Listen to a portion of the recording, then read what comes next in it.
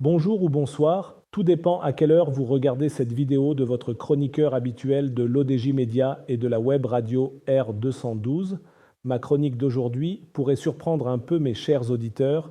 Elle porte sur un phénomène politique et médiatique, le Hakanouch bashing.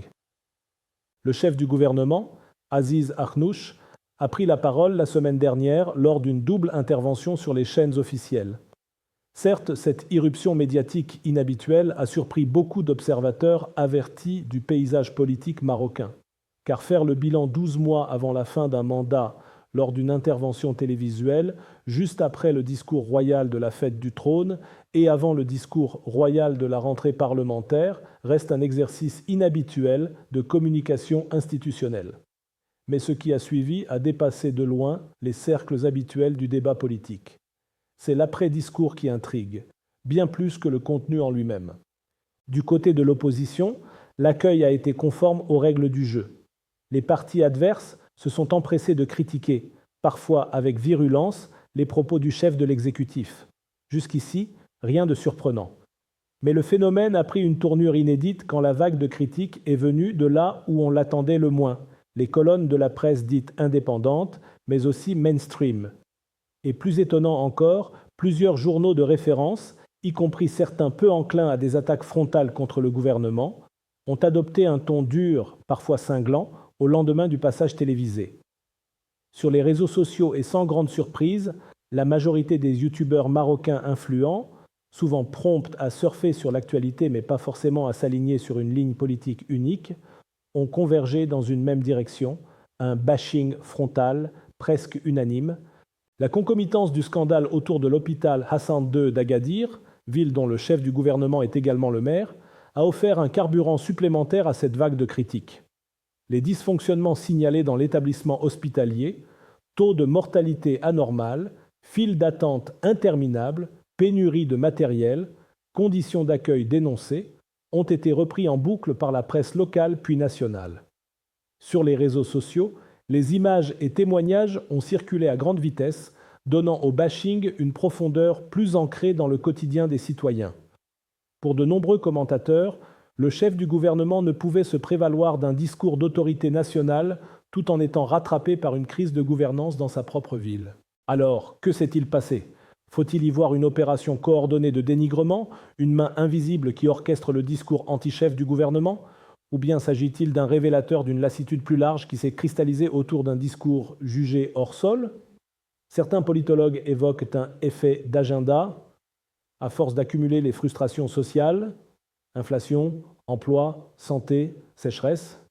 Le moindre faux pas de communication agit comme un catalyseur. Dans ce contexte, le scandale d'Agadir n'a fait qu'ajouter une dimension locale et symbolique à une exaspération nationale. D'autres y voient un tournant médiatique. Une partie de la presse et des créateurs de contenu, soucieux de préserver leur crédibilité auprès d'une opinion chauffée à blanc, ont choisi d'aller dans le sens du rejet plutôt que de rester en retrait. Ce qui rend le phénomène plus intrigant, c'est que même des figures de l'opposition ont exprimé leur étonnement. L'intensité des attaques leur a paru disproportionnée, presque contre-productive, comme si la dynamique médiatique s'était emballée au point d'échapper aux logiques classiques de la rivalité partisane. L'adversaire politique est affaibli, certes, mais la violence du rejet ouvre aussi un champ d'incertitude. Quel climat politique se dessine lorsqu'un chef de gouvernement devient la cible d'un tel consensus négatif ? Cette séquence révèle en creux la fragilité du rapport entre communication gouvernementale et réception publique. Le cas de chef du gouvernement montre actuel qu'une parole officielle, même sur les canaux les plus traditionnels, peut être rapidement avalée, digérée et retournée par l'écosystème numérique.